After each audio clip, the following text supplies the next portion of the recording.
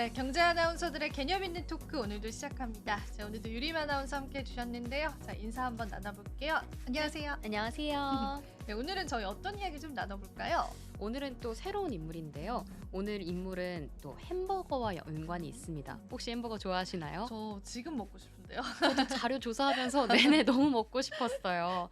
오늘 저희가 준비한 내용은 버거킹의 창업자입니다. 바로 이분인데요. 제임스 맥라모어라는 분입니다. 이분의 출생과 이제 사망 소식까지 같이 전달 드리는데 출생은 1926년에 미국 뉴욕시에서 이제 태어나셨고요. 사망은 1996년에 70세의 나이로 세상을 떠나셨다고 합니다. 이분은 돌아가시고 나서 2년 뒤에 1998년에 자서전이 한번 나왔었는데요. 그 이후에 22년 만에 2020년 해당 책으로 좀 출판이 됐고 국내에서도 인기를 많이 끌었다고 합니다. 2020년 하면 사실 코로나를 빼놓을 수 없는데요. 이 당시에 코로나 시국과 맞물려서 패스트푸드의 창업자 이야기를 통해 QSR, 퀵 서비스 레스토랑 산업의 미래를 앞당겨서 준비해 볼 수 있지 않냐 하면서 많은 분들이 책을 읽으셨다고 합니다. 그 이분의 일생에 대해서 하나씩 이제 살펴볼 건데요. 가장 우측에 계신 분이 맥라모어입니다. 맥라모어는 1926년 뉴욕에서 출생을 하고 나서 어린 나이에 부모님을 여의고 1929년 대공황까지 겪으면서 조금 이제 가난한 어린 시절을 보냈다고 합니다. 11달러 34센트만 들고 코넬 대학교에 입학을 했고요. 이때 당시에 돈이 없었기 때문에 친한 교수로부터 지원을 받고 매주 주말마다 교수의 집에 가서 집과 정원에서 10시간씩 일을 했다고 합니다.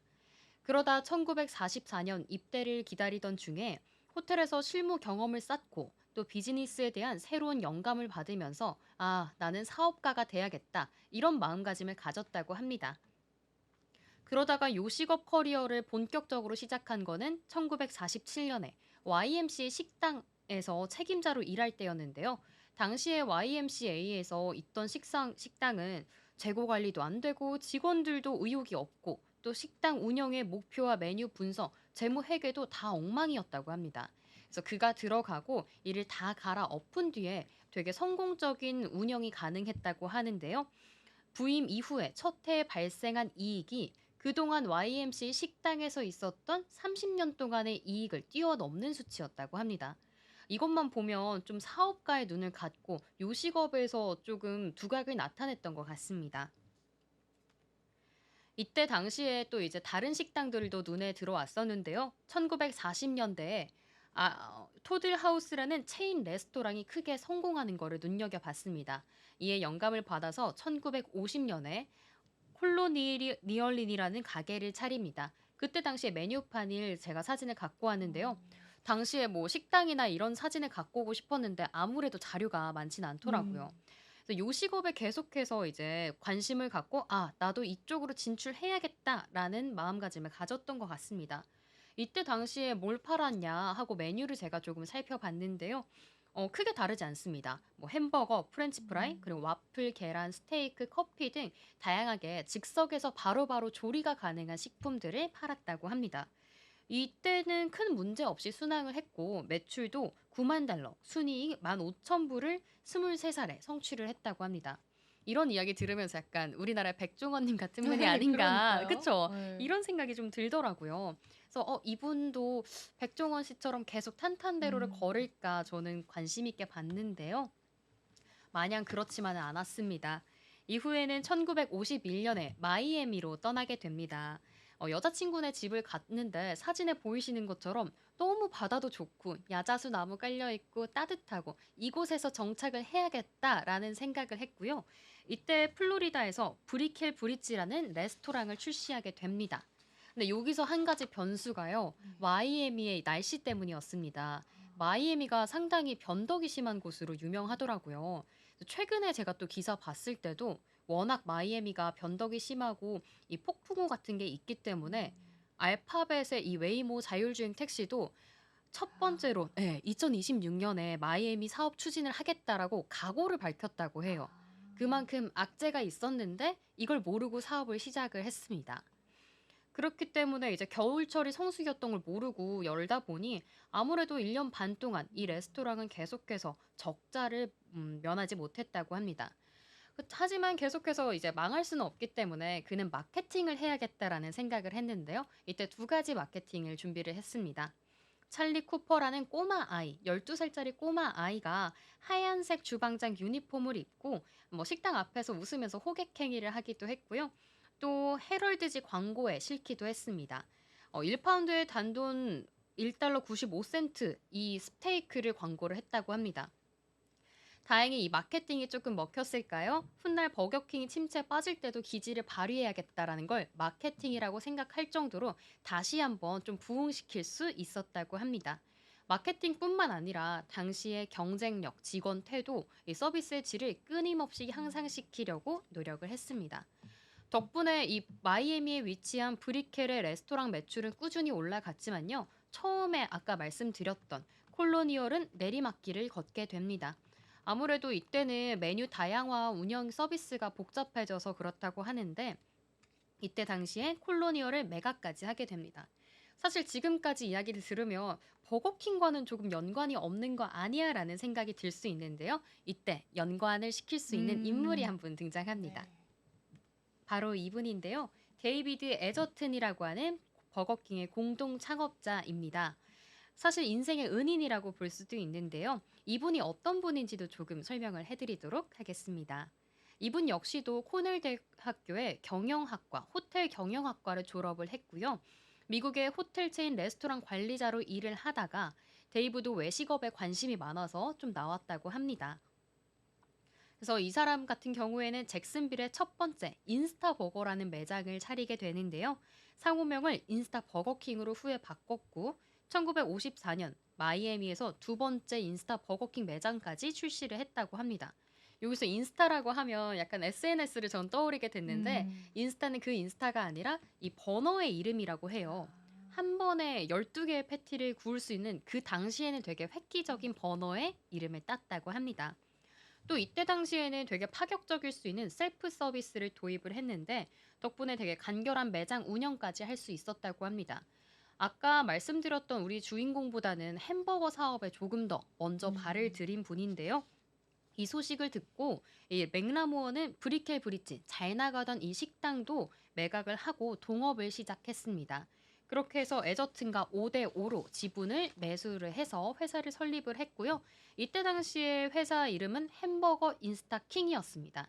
약간 버거킹과 유사하면서도 다른 이름이죠. 그렇네요. 그래서 네. 어떻게 보면 이때 당시를 시초로 보고 또 이때 만들었던 당시가 1954년이기 때문에 요즘 버거킹 매장 보면 신스 1954 이렇게 써 있잖아요. 그렇네요. 네. 그때가 이때라고 보면 되겠더라고요. 어. 두 분이 손을 잡은 시점이다라고 음. 보시면 될 것 같습니다. 하지만 이제 말로만 들으면 두 개 매장도 있고 좀 새로운 시스템이고 잘 나갈 것 같지만 이 당시에 손을 잡았을 때는 56%의 손실을 보던 중이었다고 합니다. 그게 마냥 꽃길이 펼쳐질 것 같은 길은 아니었는데요. 이때 당시에 말씀드렸던 인스타 브로일러는 고장이 잦았기 때문에 둘이서 서로 직접 이 브루스타를 개발을 했다고 합니다. 그때 개발한 이 브루스타 이름이 잠시만요. 프레임 브로일러라고 하는 것이고요. 지금 보이는 사진과 같은 방식이었다고 합니다.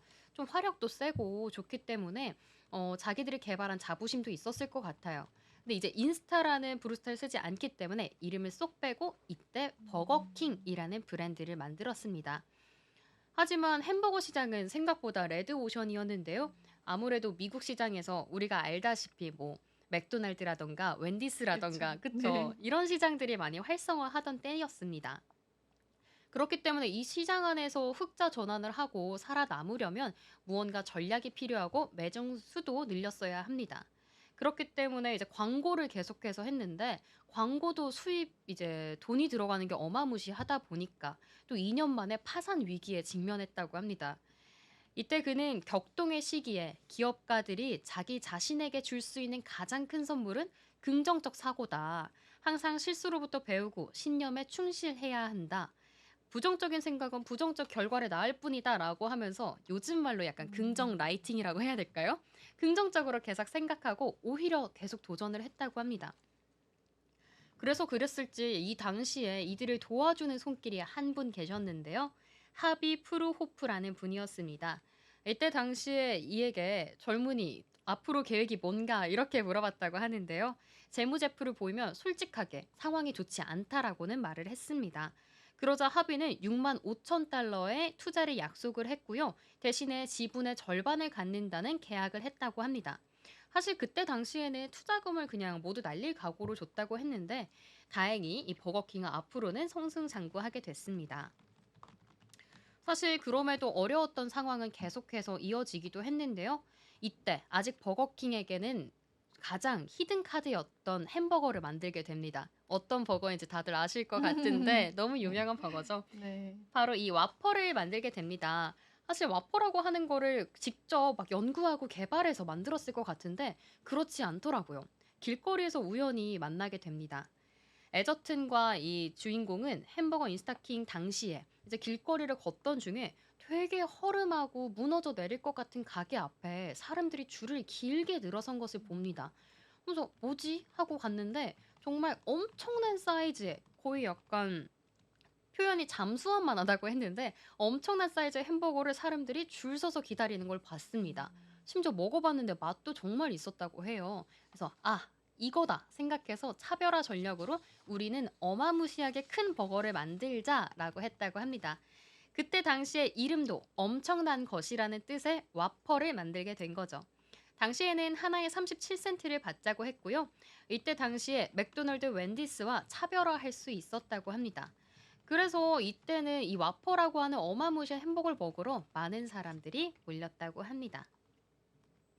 이후에는 와퍼를 출시한 지 1년 만에 1958년에 그들은 버거킹 간판 밑에 와퍼가 시작된 곳이라고 Home of the Whopper라는 글자를 새겼다고 해요. 그래서 자신들의 가게가 새로운 메뉴와의 원조라고 하는 것을 홍보하기 시작을 했습니다. 이때까지만 해도 두 사람은 와퍼가 전 세계적으로 인기를 끌 거라곤 생각 못했다고 합니다. 그들은 경영난에 차 있던 이 햄버거 인스타킹의 사업권을 인수한 뒤에 브랜드를 모두 버거킹으로 바꿨고요. 이후에는 TV 광고를 시작했고 가맹점도 모집하기 시작했습니다. 또 라디오 CM송도 광고를 했고요. 이때 당시에는 살짝 동심을 자극하는 게 엄청난 킥이었다고 합니다. 뭐 TV 광고에서 침팬지가 와퍼 냄새를 맡고 와구와구 먹는 장면을 보여준다거나 또는 왕자와 공주가 왕이 와퍼로 변한 뭐 그런 스토리의 음. 애니메이션을 낸 것도 선풍적인 인기를 끌었다고 합니다. 물론 이때 당시에도 업계 1등인 맥도날드와는 큰 차이를 보였지만요. 2등의 자리는 굳건하게 지켰다고 합니다. 그때 버거킹은 가맹점 운영 방식이 맥도날드랑은 사뭇 달랐습니다.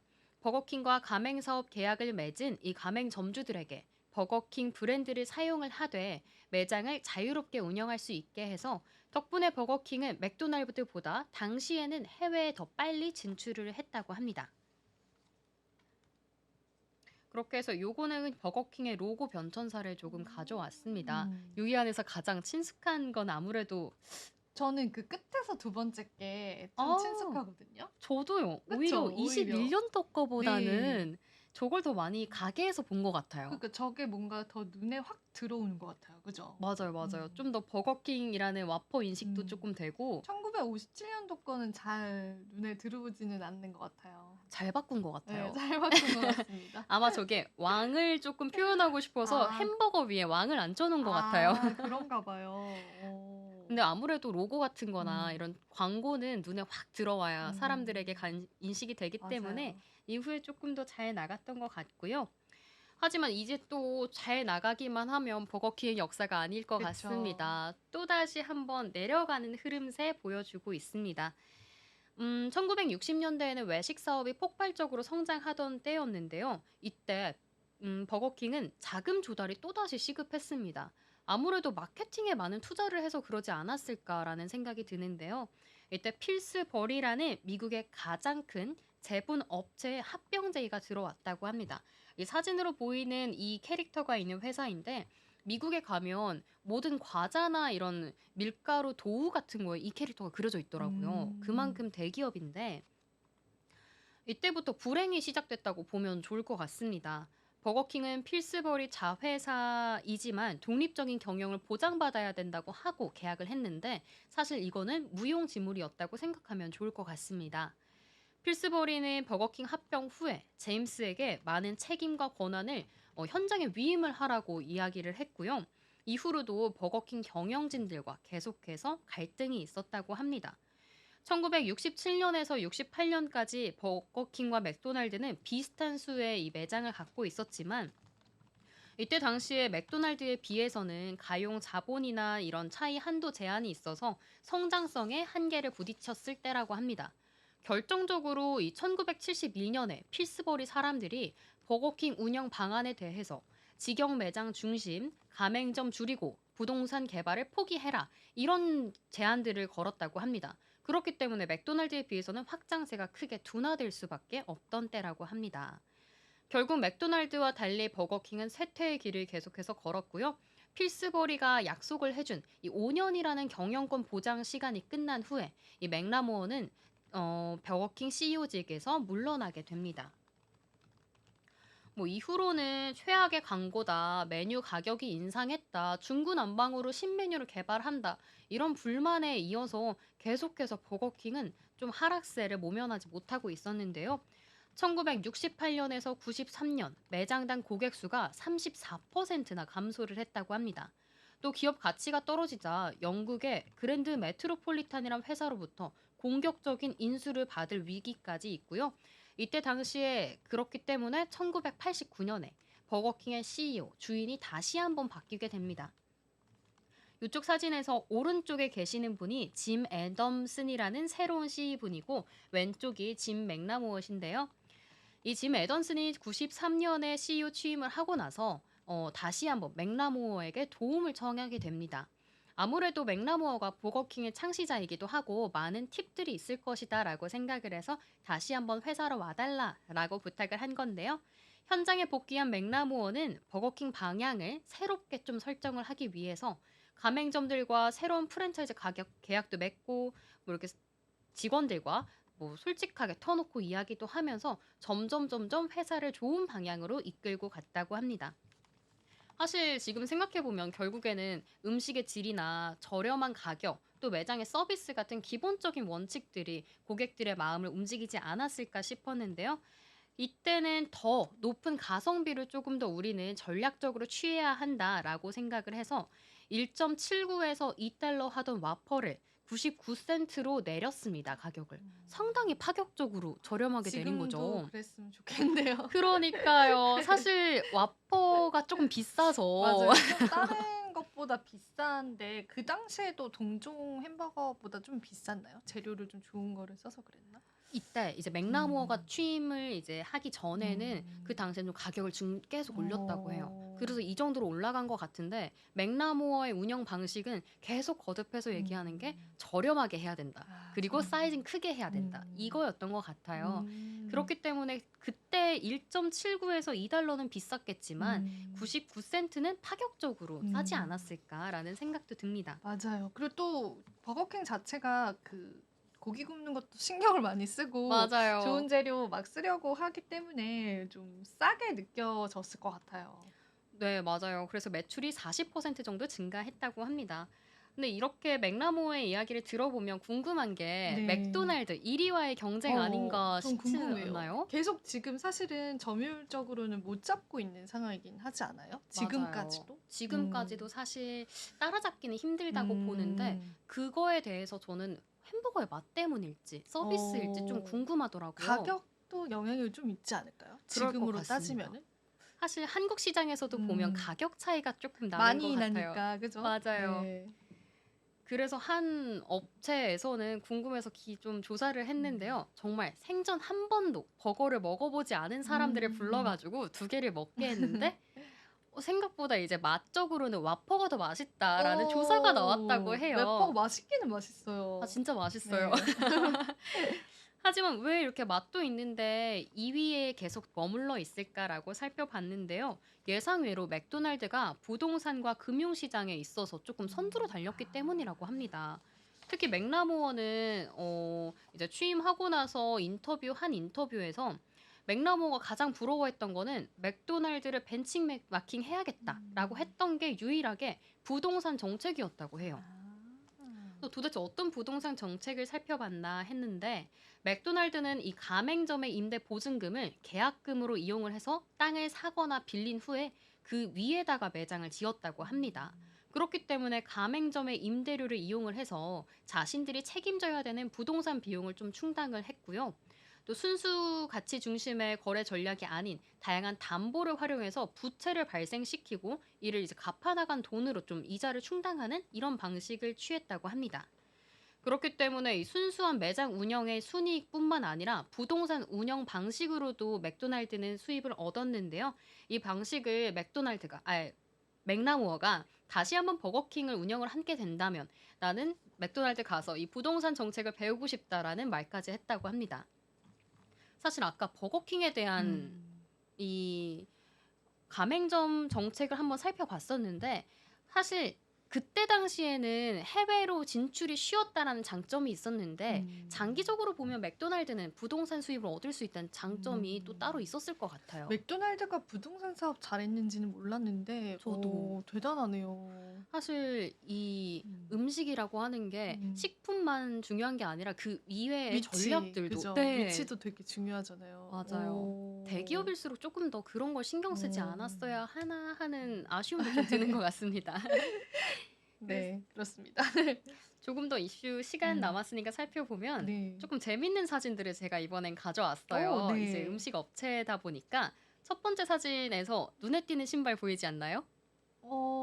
네, 보입니다. 누가 봐도 맨 오른쪽에 음. 있는 신발이 맥도날드의 마스코트일 것 같은데 맞아요. 하단의 글씨를 보면 버거킹이 더 맛있다. 맛으로 따지자면 버거킹이 더 낫다. 약간 요렇게 얘기를 하고 있네요. 그죠? 네. 맥도날드를 비난하는 것도 밑에 있네요. 그죠? 맞습니다. 이제 좀 싫어하는 표정에다가 음. M을 쓰었고요. 그렇네요. 또 다음 사진도 보면 M 사이즈를 맥도날드 M으로 사용을 했습니다. 그래서 이 더블 X 라지엔 와퍼를 써서 우리는 더 크다.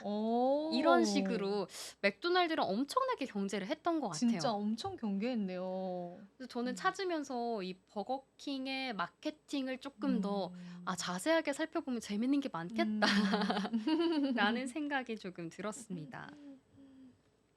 잘했네요. 근데 또 점유율을 이기지는 못했으니까 네, 그게 그쵸. 조금 아쉬운 부분이 있는 것 같아요. 그래서 이제 맥도날드 이야기에서 조금 벗어나서 최근에 이제 32살 CEO가 올라오셨었는데요. 이분이 그래도 버거킹이 계속 하락하던 추세를 멈춰줬다고 합니다. 당시에는 되게 젊은 CEO라 조금 반발도 있었는데 버거킹의 가치를 2배 정도 키운 분이라고 해요. 이분 같은 경우에는 다니엘 슈워츠라고 하는 분인데요. 매장에서 직접 현장에 나가 뭐 유니폼도 착용하고 직접 고객 응대도 하는 방식도 했고요.